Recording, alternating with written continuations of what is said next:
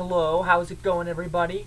For a while now, I've wanted to make a video giving my thoughts on the NCAA tournament and such, and I finally got around, got a little bit of time, so I'm going to try to go through every single one of the round of 64 matchups and give you my thoughts on it. In the interest of time, I'm going to try to cut things short. I'm not going to be talking about going real in-depth about RPI or everything, but just giving you a couple quick thoughts on each matchup and what I think should happen. Alright, so starting right up. Oh, and I should include some handy little links in the description so that you won't have to watch this whole thing in case you just want to see a couple different parts. So, starting right out with Albany versus Mount St. Mary's, the play-in game for Florida. I don't know much about either of these teams. I don't think anybody does outside of the people that go to those schools. Albany, I know, has tournament experience coming from being in the tournament last year and facing Duke, and actually giving Duke a pretty good fight. And I'll take them in the play-in game. I don't think it'll matter too much. Florida's been on fire lately. Michael Frazier on fire, and veteran group, Scotty Wilbekin, Will You Get, Patrick Young. So a lot of talent there, plus they're just rounding into shape. I expect Florida to roll over whoever wins. Colorado Pitt, intriguing 8-9 matchup. Colorado comes in stumbling a little bit. They've lost 4 out of 7, and all 3 of their wins in that time span have come by a score of 59 to 56, which isn't good. Pitt has been playing very good. Even the games that they've lost recently have been close, and you always want to go with a team with momentum coming in. I expect Lamar Patterson and Talib Zana to come up huge. I expect Pitt to win. Stephen F. Austin versus VCU. Intriguing 12-5. Stephen F. Austin comes in with a record of 31-2. I want to elaborate on that, saying I don't think that means that much right now. You look at a team like Murray State a couple years ago, went in the tournament 31-1, and he ended up getting bounced in the third round by Marquette. Granted, they faced a very good Marquette team in the third round, but here they played a lot of lousy teams in the Southland Conference. I have no idea how to gauge how they're going to do against a team like VCU, especially with a unique team like VCU where they employ that unique press. I'm not sure how Stephen F. Austin's going to handle it. I'm going to go with VCU to win this one, just because I don't know how Stephen F. Austin's going to handle that VCU press. I doubt that they've faced anything like it. I expect Briante Weber to come up huge, really disrupt Stephen F. Austin. And I expect VCU to win here. UCLA Tulsa. I just saw Tulsa play for the first time this year in the Conference USA title game against Louisiana Tech. They look good. They deep team, a lot of guys on that team that can score. But going up against this UCLA team, which I feel like is kind of flying under the radar right now, I feel like a lot of people, well, not a lot, but I feel like some people might want to take Tulsa in the upset here because of what happened with UCLA last year against Minnesota. I would stay away from that. UCLA got a nightmare matchup last year with Minnesota. The Golden Gophers just matched up really well with them. And UCLA's got a ton of talent. Kyle Anderson, Jordan Adams, Zach Levine coming off the bench, projected lottery pick. They're just oozing with talent, and they're on a roll, winning the Pac-12 championship, beating Arizona.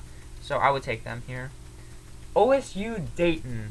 As most of you know if you're watching this video, I go to OSU. I could see this game being... I'm picking OSU to win. I could see this game being close. I could see Dayton causing some problems for OSU. They struggle against teams that can put a lot of points on the board. That was the issue last year in the tournament when they faced the 7-10 seed Iowa State, and they nearly lost. Because that Iowa State team could really put points up on the board. And this Dayton team can score. This Dayton team is balanced. They got 4 guys averaging just around 10 points or more per game. And if OSU's guys, LaQuinton Ross, Lenzel Smith, Aaron Kraft, if they struggle offensively, if any of those guys struggle offensively, I could see this game being close down the wire. With that being said, I'm still taking OSU to win. Syracuse versus Western Michigan. Syracuse is sliding coming in. They have lost... I'm not sure, but the way that you beat that Syracuse 2-3 zone, especially if you're a team that's not as good, harkening back to when UNC Asheville, as 16 seed, nearly beat them, you got to shoot the 3-ball well. In that game, I believe J.P. Prim and who's the other guy? Dickey. Those guys really spread that Syracuse zone out, and they were able to make shots from long distance, and that's how they stayed in the game. Western Michigan, however, they were somewhere in the mid-200s in the nation in three-point percentage, and that's what I think is going to really hurt them in this game. Syracuse, I think, got a lucky draw with their 14 seed. If they had faced another one that was perhaps better shooting, I'd say they might be in trouble, but as it stands right now, I think they're going to roll in this game. New Mexico, Stanford. I really don't know what to make of this game. I saw New Mexico play in the title game against San Diego State, which was an awesome game. And obviously their MO is they try to get it to the inside to Alex Kirk and Cameron Bairstow. They got a tremendous front court with those two guys. And, that's how they're going to beat you. They're not going to beat you from the outside. Although they did hit a couple timely threes, they're not going to beat you from the outside. Stanford, this is a weird team. I haven't seen them play this year, and I really don't know what to make of them. They, just to give an example, they lost to UCLA by 17 points, and in their 3 meetings against UCLA this year, they lost the first by 17. They won the second at home by 9, and then they lost the third one in the tournament by 25. So it seems like they're a really up and down team. I don't know much about their personnel either. But with what I saw with New Mexico's strong interior, I'm going to take them here. Eastern Kentucky versus Kansas. The only matchup versus an AP team Eastern Kentucky faced, they lost by 25 to Wisconsin. So, and also they're a poor rebounding team. Even without Embiid, I'm going to take Kansas. I will say, though, that if New Mexico does win this first round matchup versus Stanford, and if they can get to Kansas in the second round, in the third round, it's an intriguing matchup. Because if Embiid's not back, then that interior of Alex Kirk and Cameron Bairstow, I think, could really cause problems for Kansas. And moving on now to the next part of the bracket, Virginia versus Coastal Carolina. If there was a 16 versus 1 matchup in this year's bracket that I would even remotely give a chance to, well, if there's one that I find interesting, it's Virginia versus Coastal Carolina. Not so much because I think Virginia is overrated. I don't. In fact, if anything, I feel like they're not getting enough credit, especially for what they've done in the ACC this year. But one thing that's can be said about them is that they weren't great out of conference. They lost to Green Bay. So that shows that a non-power conference team has beaten them. But that was very early in the season. So now whether it's a case of them just playing ACC teams extremely well or them just improving a ton over the course of the season remains to be seen. But I feel like, I don't know much about Coastal Carolina, but I feel like if there's any intrigue to be had about a 16 versus 1, this is it. Moving on, Memphis versus George Washington, 8 versus 9. George Washington's played some good teams and they've beaten some good teams. They've beaten Creighton, Maryland, but I love this Memphis team. Third in the nation in assists, 6 guys around 9 points or more, and a tremendous backcourt. Dixon, Joe Jackson. This is a good team. And I think that the great backcourt will be a difference maker. Look for Chris Crawford off the bench to provide a 3-point spark, and I think they're going to beat George Washington here. Cincy Harvard. I don't think I've really picked an upset yet, but I'm going with Harvard here. The Ivy League. They beat New Mexico last year. Tommy Amaker's going to have this team ready. Harvard really hasn't played anyone great during the season, so it's a little bit hard to do. Oh, no, I take that back. They played UConn, and they lost to them by 5. So, they played UConn tough. Another team out of the AAC, they're facing Cincy. Cincy goes into scoring lulls a lot of the time. Kilpatrick's the only guy that you get this consistent scoring from. Aside from that, you don't know exactly what you get from Jackson, Rubles, and a couple guys off the bench, Lawrence, and all of them. Anyway, I think if this is the first real upset I'm picking, the Harvard team always can shoot the 3-ball well, and this year they're scoring at a higher clip than they have in the past too. If they can get some points up on the board against a good Cincy defense, I think they can win this. Michigan State, Delaware. Nobody wants to play Michigan State right now. They're on absolute fire. They're finally getting everyone healthy. Keith Appling, Brandon Dawson, and Adrian Payne, all healthy at the same time. And the Blue Hens, they got a couple guys right around 20 points per game, so they can score the ball pretty well. And they played OSU pretty tough early on in the season. But I think this should be a Michigan State win. Michigan State's playing really good, lights out right now. And I wouldn't want to play them. On a side note, Delaware Blue Hens, wonderful name. Moving on to 6 versus 11, Providence versus North Carolina. Providence definitely has momentum. Coming off winning the Big East, that's huge for them. I think one big issue with them right now, though, is that they don't shoot a great percentage from the field. Leading scorer, Bryce Cotton, he averages 21.4 a game, but he only shoots about 40% from the field. And, you know, if they're not hitting their shots early and North Carolina races out to a lead, that could spell trouble for them. With that being said, I think this is a North Carolina team that I'm much less familiar with them than in years past. I mean, how many guys have actually, really know what they're going to get from Bryce Johnson or Leslie McDonald or JP Dakota? Sorry if I messed up the name. So, I really don't know what to expect from these guys. I think McAdoo will be good. I think Marcus Page will have a good game. But as for these other guys, I just really don't know what to say. Recently, North Carolina has had close calls recently against Georgia Tech and Notre Dame. So they're allowing some of these, I don't want to say bad, but average teams hanging in it. Virginia Tech was something like 10-20 this year. So, based on that, I can see Providence pulling the upset right here. In my bracket, that's what I've picked. But I really think this game could go either way. Look for Bryce Cotton to have a big game, and if Providence is going to have a chance of winning, he's got to come up huge. Iowa State versus North Carolina NC Central. NC Central dominated the MEAC, but then again, that's the MEAC. 10 out of 13 teams there are under 500. NC Central lost to Wichita State by 11 and Cincy by 13, so they've played some teams with talent, but I'm a huge proponent of this Iowa State team. Niang, Ejim, DeAndre Kane. This team has a lot of talent, and they can really score the ball. To me, they're a dark horse candidate to get into the Final Four. So I'll take Iowa State there. UConn versus St. Joe's. This was a tough 7-10 for me to call.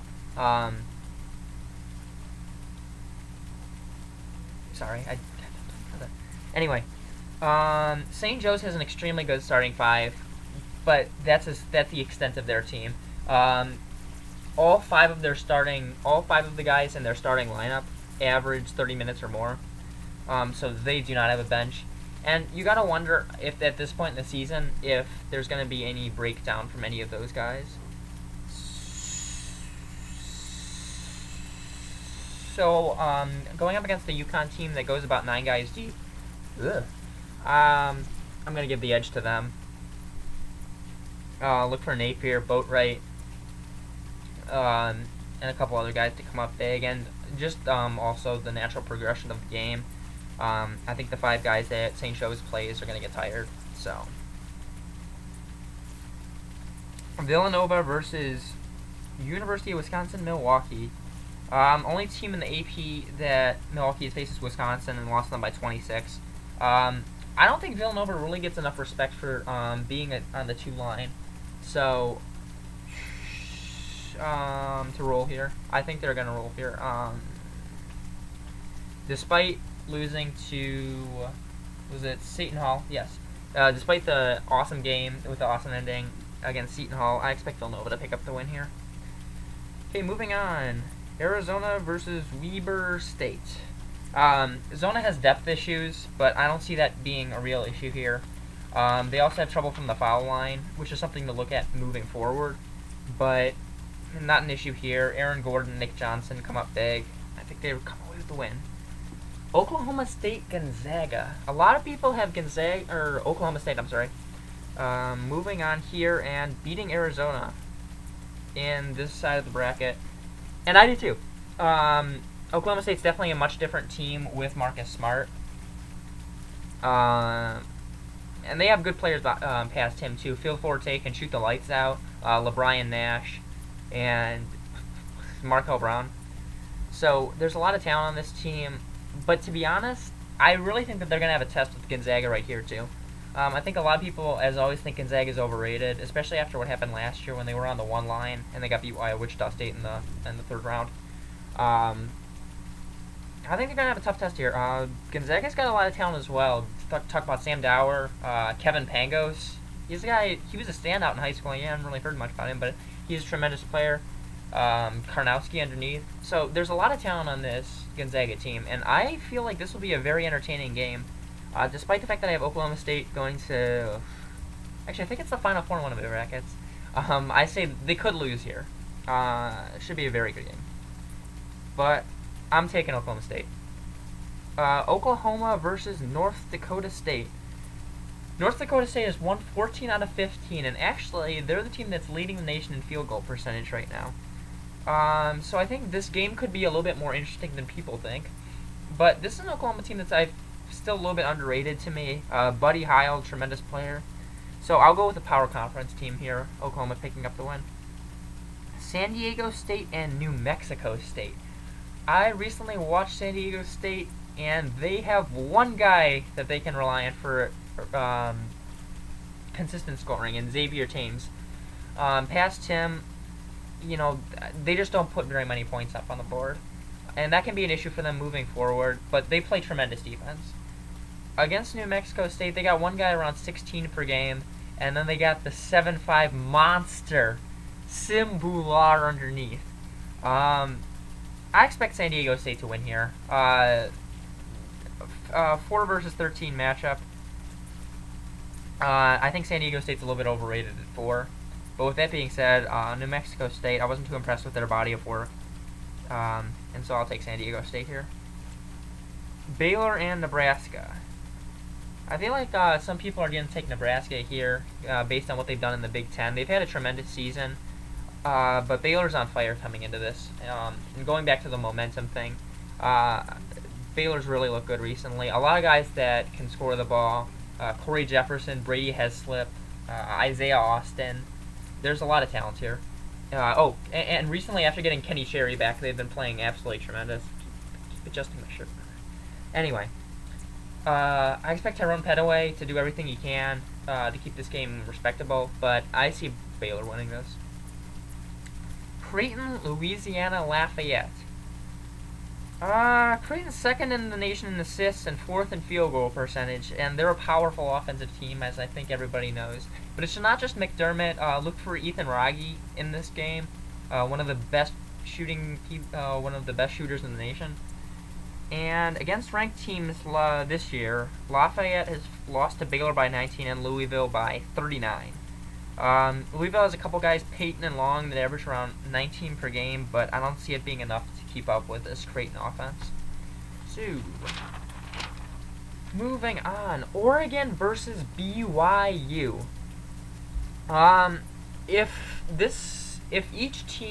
These teams actually matched up in the regular season, and if each team had the pieces as they did in the regular season, this could be a very interesting matchup. Oregon actually won that in overtime, but BYU has lost their second leading scorer, Kyle Collinsworth, and that's going to really hurt them in this one, I think.